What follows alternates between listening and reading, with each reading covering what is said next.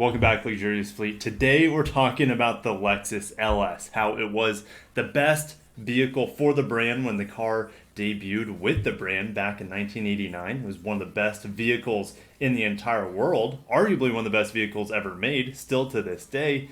And you fast forward to 2020, and the current LS is all but irrelevant at this point. And we're going to try to figure out what happened in between and if Lexus can figure out a way to bring the LS back to relevancy, or is it too late? And if it is, what's next for the luxury automaker when it comes to their flagship vehicles?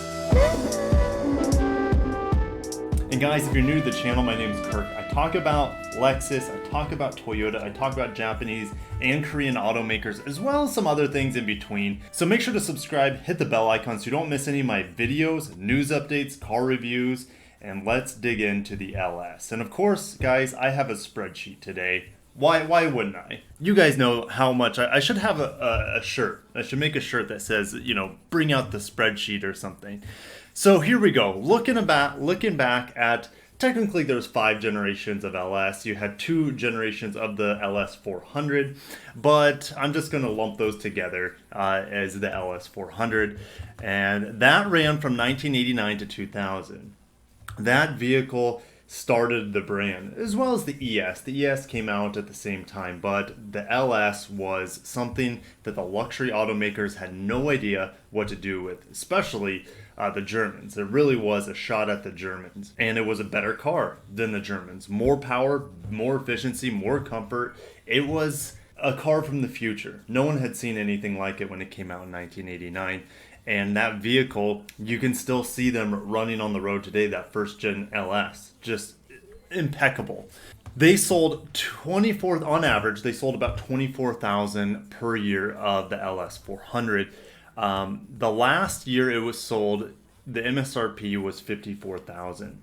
And if you compare that in today's money, that's about an $83,000 car in 2020. Looking at the MSRP of the current LS, it's not quite 83,000, it's about 75,000, but it's pretty rare to find an LS nowadays at 75K. I guarantee you it's gonna be very, very hard, at least on the MSRP. You can always find deals. The engine in the original LS 400 is the 1UZ-FE. It's one of the best engines any automaker has ever made. 4-liter V8, 300 horsepower. Now that was when they added VVTi, I believe in 1998, and 290 pound-feet of torque, and that got the car to 60 in 6.3 seconds. Now I put in here length because I believe that's an important dimension for the LS and its evolving girth and length over time.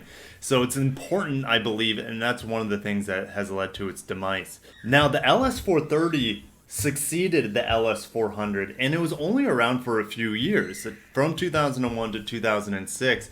Now it actually outsold the LS 400, and this thing sold for marginally more money. Not really much more money, but it sold more units. It had a larger V8 based on the same series. It's a 3UZ-FE, same technology, and it had actually a little bit less power in theory.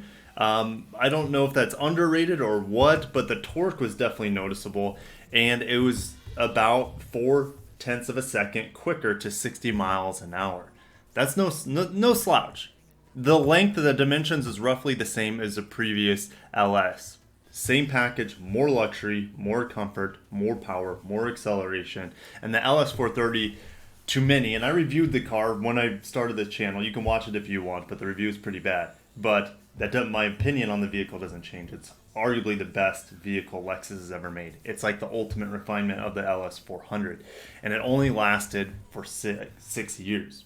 And then they replaced it with the LS 460 in 2007. Look at the average sales per year, dropping from 26,500 to just 10,000. What the hell happened? The massive price hike, I think, is the largest factor, as well as a market shift. The market shifted from luxurious sedans, and it's been ever since then since the mid-2000s been switching more and more over to SUVs. Now Lexus has weathered that very well. Maybe the LS sales have gone down, but their SUV sales have skyrocketed since then. But this car is not a bad car by any means. It had some issues with the suspension in the first couple of years, but they ironed it out. The engine is a complete peach, 4.6 liter V8 in here, 380 horsepower, 367 pound-feet of torque.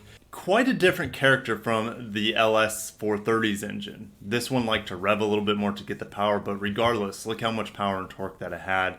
Half second quicker to 60, and this thing still felt very luxurious. But the problem is, it grew. Not by much in the base form, but also in the L variant. You had two wheelbases in the LS 460. Now, what the heck happened, right? Why did the sales just plummet? Well, let's look at the graphs here. When it came out in 2007, it hit a 35,000 unit mark, which is really, really good for any full-size luxury expensive vehicle.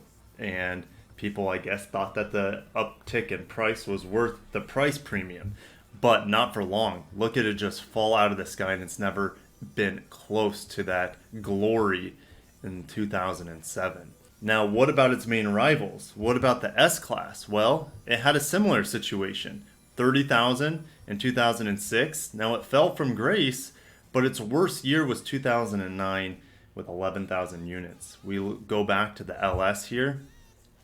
And its last year, the LS 460 was just 4,000 units. This year, the LS 500 is projecting even worse than that. And if we look at the BMW 7 Series, my goodness, they fell, but not as far and hard as the Mercedes as well as the Lexus LS. But you see here, they're still outselling the LS in recent memory. And fast forward to the current LS, the 5th generation LS, the LS 500. Increase in name, decrease in displacement. They killed the V8 and put in a twin-turbo V6. Now, that twin-turbo V6 has a mountain of torque at 442 pound-feet and 416 horsepower, 0 to 60, about 4.5 seconds. And this car is long as hell. This thing is a boat. I don't enjoy driving the LS around town. I've driven it many, many times. It is way too big, and the turning radius, it doesn't make sense. It feels like you're driving an SUV, but you're sitting on the ground. This thing is low, it's aerodynamic, it's like a long torpedo.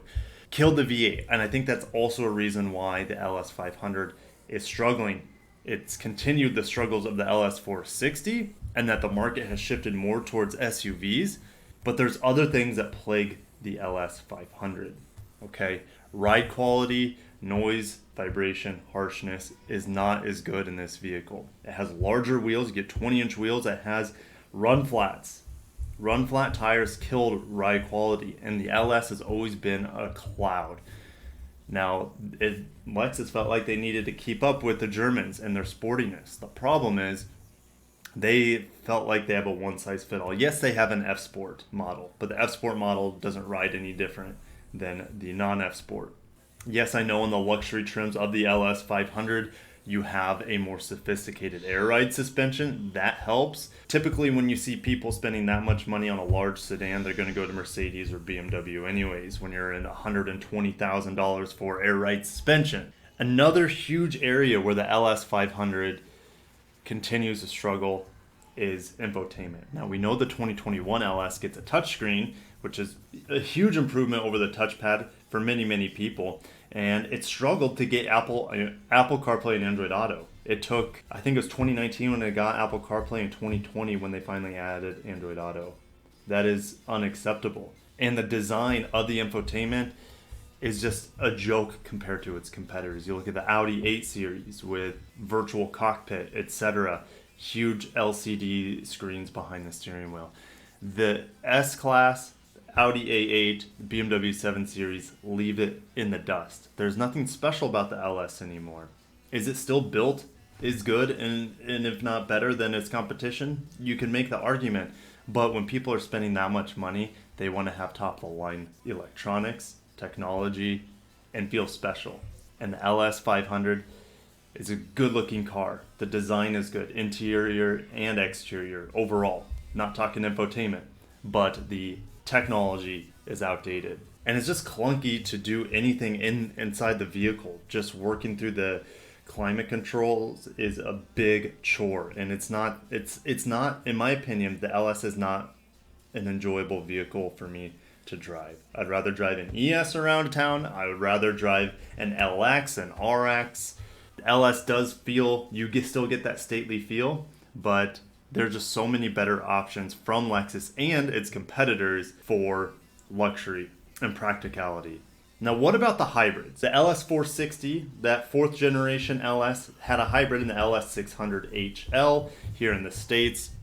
You could get it in the shorter wheelbase elsewhere as well. Now, that vehicle had the 5-liter V8, the 2UR FSE. That thing with electrification provided 438 horsepower, which to this date is the most powerful on paper LS. Now, it's not nearly as quick. That thing was really heavy. 0 to 60 is 5.5 seconds compared to about 4.5 seconds with the twin turbo V6. The LS 500, the current LS, I've seen one. They're really expensive. You typically don't see them for this $80,000 price point. Most of the time you see them closer to this $120,000 price point with the luxury package, or I should say the executive package, etc. This has a V6 instead of the V8. Power is down massively compared to the 5-liter V8 hybrid. But if you look here, it gets better efficiency and it's actually quicker. So the electrification provides tons and tons of instant power and quickness. Now, why hasn't Lexus made a more interesting hybrid? I feel like this hybrid here, 354 horsepower, that should be on the RX, not on an LC, not on an LS. That is unacceptable. And it's a big reason why the LS doesn't sell anywhere in the world, especially the hybrid. Okay, the hybrid is a complete joke in my opinion. It's a failed experiment for them. On the LS, they could fix that. They could make it a plug-in hybrid. They could give it more power. But 354 horsepower on a $100,000 vehicle is a complete and utter insult to buyers' intelligence, I feel.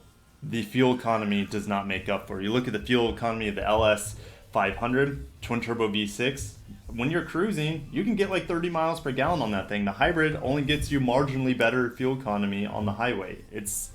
And the passing power is not going to be quite as good. You guys know. You get the gist.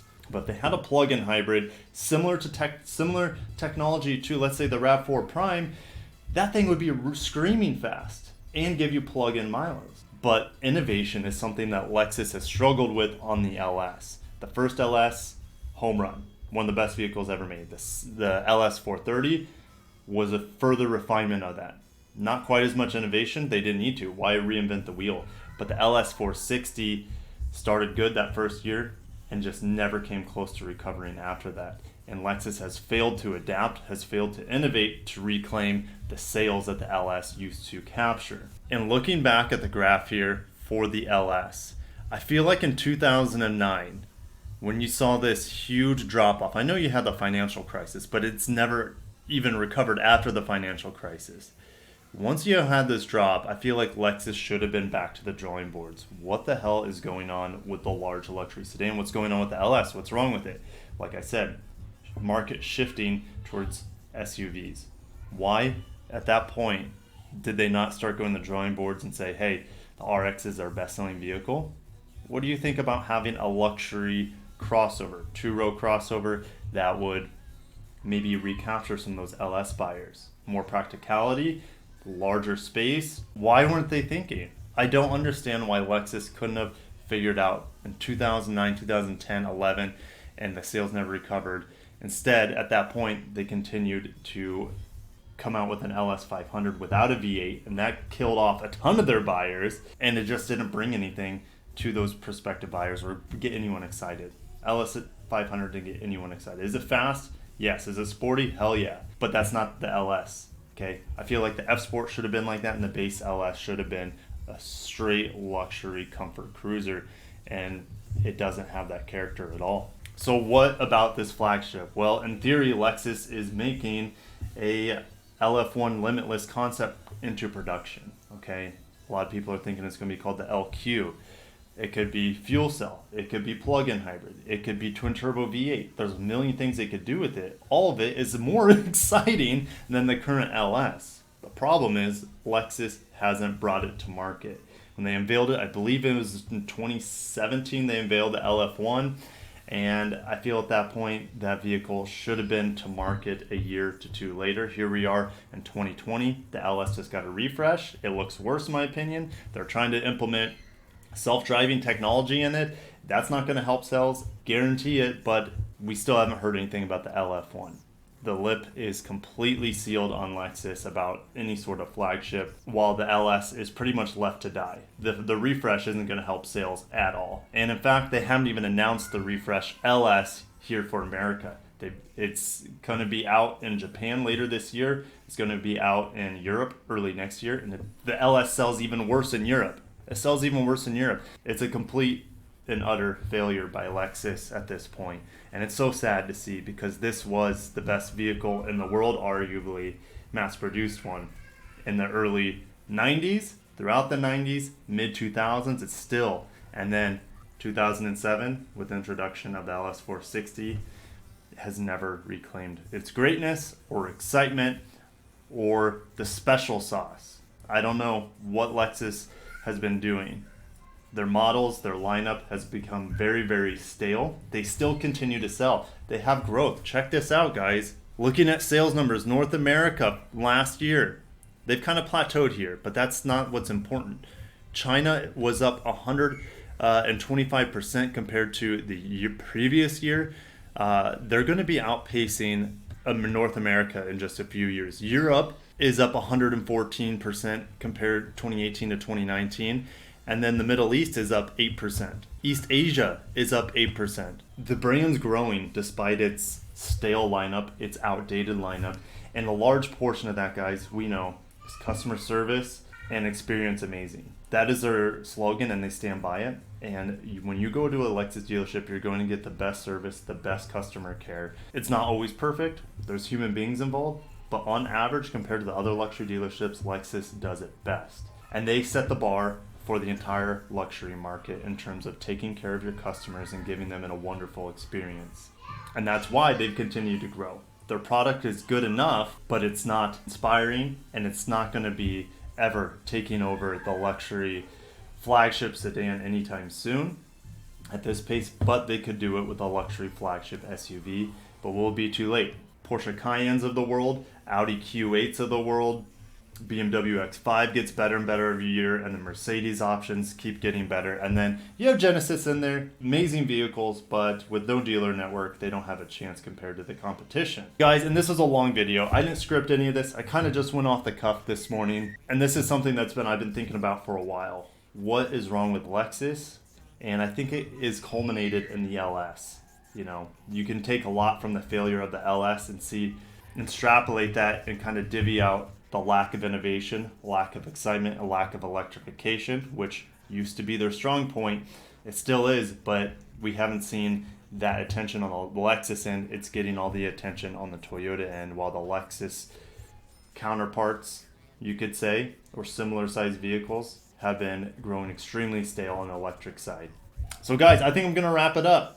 I'm going to wrap it up at this point in time. If you made it this far in the video, it's probably a 50-minute long video of me ranting about the failure of the Lexus LS and the staleness of the Lexus brand. And they will come out of it in the next few years, coming out really, really strong. And I'm sorry if you heard my kids crying the whole time. It's usually not like this, but it's probably a good sign for me to sign off and finish up. I'll catch you guys in the next video. Like I said, if you made this far in the video, smash the like button and subscribe for more deep dives like this, more automotive news, more car reviews in the future, especially when I move back down to Florida. But guys, I'm going to cut myself off. Thank you so much for watching. Have a wonderful day, and peace out.